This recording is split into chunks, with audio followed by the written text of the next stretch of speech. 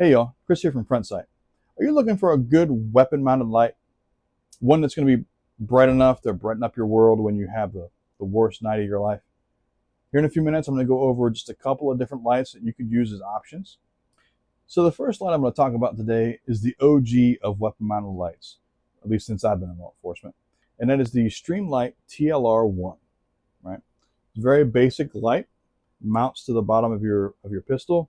And again, it's switch operated, right? So you click up, down, it can be real quick switched on off, or you can turn it on, leave it on, and move around your house or wherever you are in a dark situation with that light.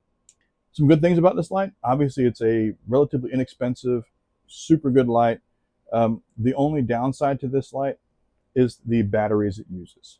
It uses these old school 3-volt lithium batteries.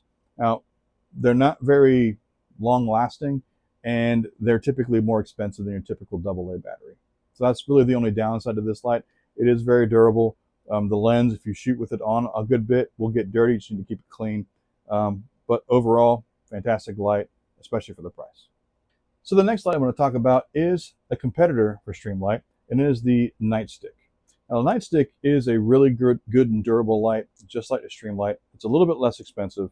What I do like about it is the buttons on the back, not switched up and down, but the buttons themselves, so it's less likely to break. That was one of the failure points of the Streamlight.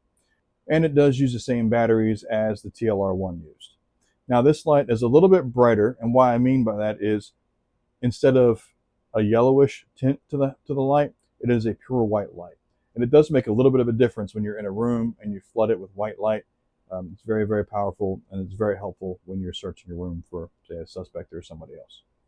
So the next light I'm going to talk about today is another Streamlight, and it is the Streamlight TLR7 Alpha. What I like about this is, one, it doesn't protrude in front of the muzzle. Two, it's got those switches just like you would have on the Nightstick, so this is an updated model. And it does use the same Streamlight batteries as before, but it is a very, very good light. It's a very bright light, and it works very well on smaller shorter slide pistols. So the last light I'm going to show you is a bit of a bigger light, and it's typically used, in my case, on a patrol rifle or a rifle of some sort, AR-15. It is the TLR9 from Streamlight. Again, this is a much longer style compared to the TLR1. It is a bit longer. Smaller light, but this is an LED as opposed to the old school light bulb. That's great.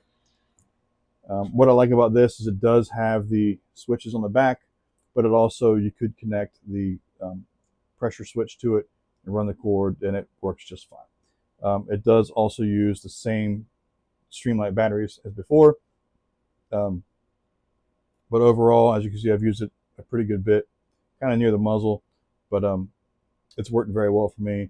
It would be a good option for you on your lawn. All right, y'all, that's it for me for today.